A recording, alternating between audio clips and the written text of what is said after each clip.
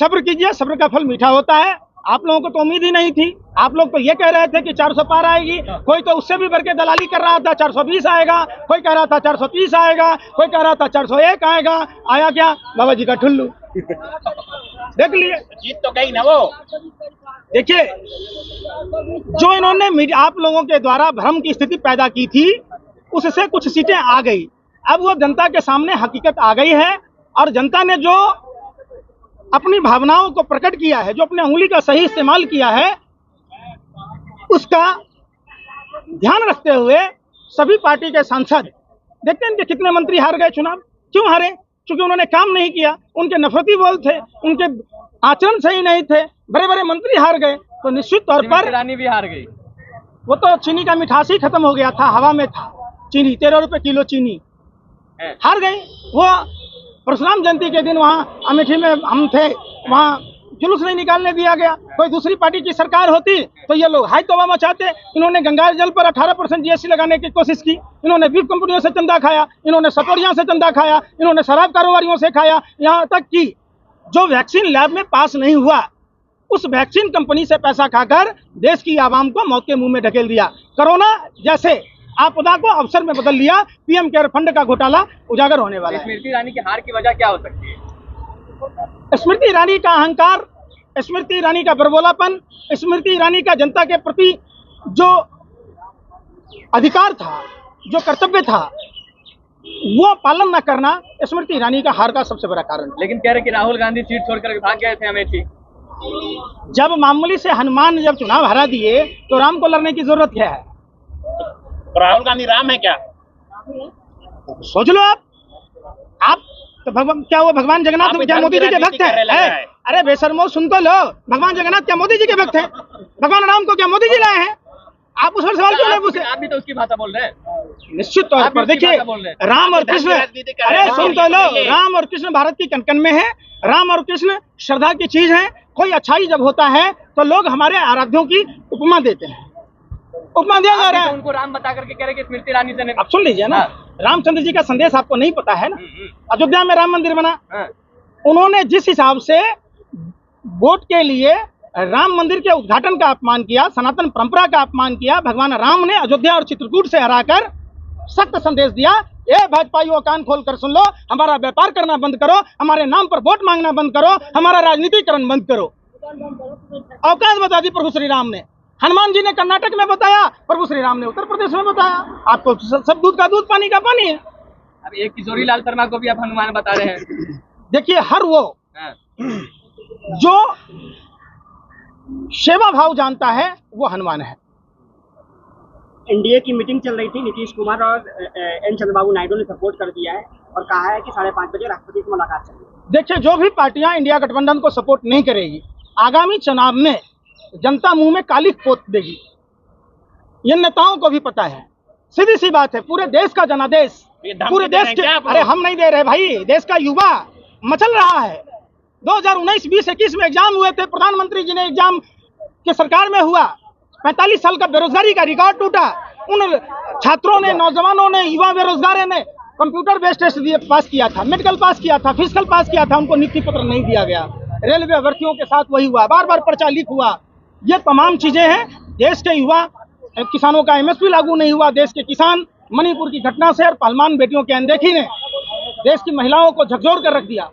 Nitish Kumar India के साथ नहीं आएंगे तो क्या बिहार की जनता उनके सर पे कालिख पोतेगी?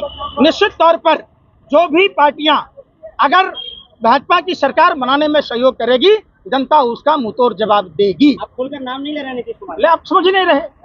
मैं आपको क्या बोला? आप अगर दुकान खोले हो तो दुकान में अगर राशन की जगह जहर बेचोगे तो आपको लोग आदमी छोड़ देगा?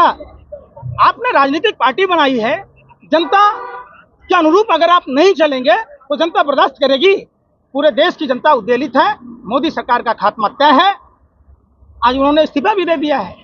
इस्तीफा दे दिया, दोबारा दोबारा सरकार नहीं बनेगी, शपथ लेने जा रहे हैं, नहीं बनेगी। अरे आप सुन नहीं रहे, टीवी तो हम देखते ही नहीं है। टीवी वाले तो चला रहे थे कि 420 का आंकड़ा पार कर जाएंगे, 450 का आंकड़ा पार कर जाएंगे, 300 का आंकड़ा पार नहीं कर पाए। फिर मोदी जी शपथ लेंगे और स्मृति ईरानी मंत्री बनेगी। अब बनाने को तो वही वाली बात हो जाती कि आप कुछ भी कर लो। आप निशित प्रामाणिक जैसे लोगों को बनाया था जो दुकानों में छिनतोरी करता था। आपने अजीत पवार जैसे लोगों को बनाया था उप मुख्यमंत्री, जिसको चक्की पिसवाने वाले थे। जिस अशोक चौहान को गाली दे रही थी भाजपा, उसको आपने राज्यसभा में भेजा। जिस नवीन जिंदल को कोल स्कैम का मास्टरमाइंड कहते थे, उनको कुरुक्षेत्र से आपने टिकट दिया।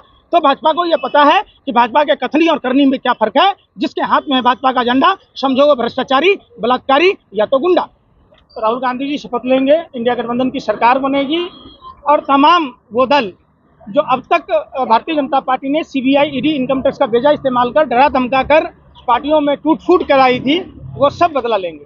मतलब सरकार बनेगी, आप पूरा कॉन्फिडेंट है? एकदम 100% सरकार बनेगी किसी भी सूरत में। अच्छा, राहुल गांधी शपथ लेंगे 7 तारीख को? निश्चित तौर पर। कैसे ले लेंगे, सीट तो आ ही नहीं रहा। अरे भाई, जो तो भाजपा को कौन सी सीट आई हुई है? भाजपा तो है ना उसके साथ। पिछली बार 303 सीट था बीजेपी के पास, इस बार कितनी सीट है? बहुमत तो है अभी। बहुमत नहीं है खुद की। अगर चंद्रबाबू नायडू और नीतीश कुमार जी जैसे कई अगर दल निकल गए तो भाजपा के पास में कुछ भी नहीं है। मतलब खोखे बांटोगे आप, खोखे बांटोगे आप। क्या बोलते हो, कुछ समझ में नहीं आ रहा। पैसा बांटोगे आप? पैसा बांटने की जरूरत ही नहीं है। पैसा तो भाजपा ने बांटी थी। महाराष्ट्र में खरीद फरोख्त किया था। महाराष्ट्र की जनता ने क्या जनादेश दिया? टीएमसी में टूट फूट कराई थी। बंगाल में भाजपा का क्या हुआ? पंकज जी ये उत्तर प्रदेश देखो, जो उनका गढ़ था, वहाँ भगवान श्री राम के नगरी अयोध्या और चित्रकूट में क्या हुआ? पंकज जी ये बताइए, चाचा और भतीजा दोनों फ्लाइट में साथ आए हैं, क्या संदेश है? निश्चित तौर पर अब जो आगामी सरकार आएगी वो एक ऐसी सरकार बनेगी जो बिहार को स्पेशल स्टेट का दर्जा देगी, जो आंध्र प्रदेश को स्पेशल स्टेट का दर्जा देगी।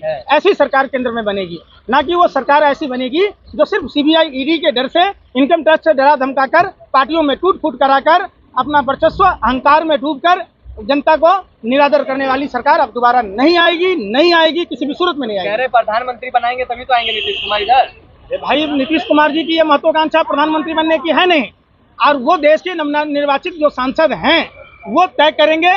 सभी पार्टियों के नेता ये तय करेंगे कि कौन प्रधानमंत्री बनेगा, कौन सा मंत्रालय लेगा। ये लोकतंत्र की खूबसूरती है, राजतंत्र नहीं है कि आप पहले से अनाउंस कर देंगे कि यही राजा बनेगा। राहुल गांधी शपथ लेंगे, आप इस बात को? निश्चित तौर पर, किसी भी सूरत में। और युवा न्याय की बात होगी, श्रमिक न्याय की बात होगी, नारी सशक्तिकरण की बात होगी, नारियों को न्याय मिलेगा, नारियों को सम्मान मिलेगा। 6 वर्ष से बच्चे को लेकर 90 साल तक के बुजुर्ग का जो विजन कांग्रेस पार्टी ने देखा हुआ है, राहुल गांधी जी ने देखा है। भारत जोड़ो न्याय यात्रा के दौरान जो उन्होंने देश की समस्याओं को देखा है, वो एक विजन के रूप में कांग्रेस ने अपने घोषणा पत्र में उतारा था। वो सभी घोषणा पत्र को पूरा किया जाएगा। मोदी जी कह रहे हैट्रिक लगा रहे हैं, हम तीसरी बार आएंगे। भाई, मोदी जी तो कहने को शतक लगा देंगे। 400 पार हो रहे थे, 2 करोड़ युवाओं को रोजगार दे रहे थे, हर सांसद को 5 गांव आदर्श बनाना था। तो बनारस में 50 गांव आदर्श देख लीजिए। बनारस तो दूर की बात है, बनारस में मुश्किल से जीत के आए हैं।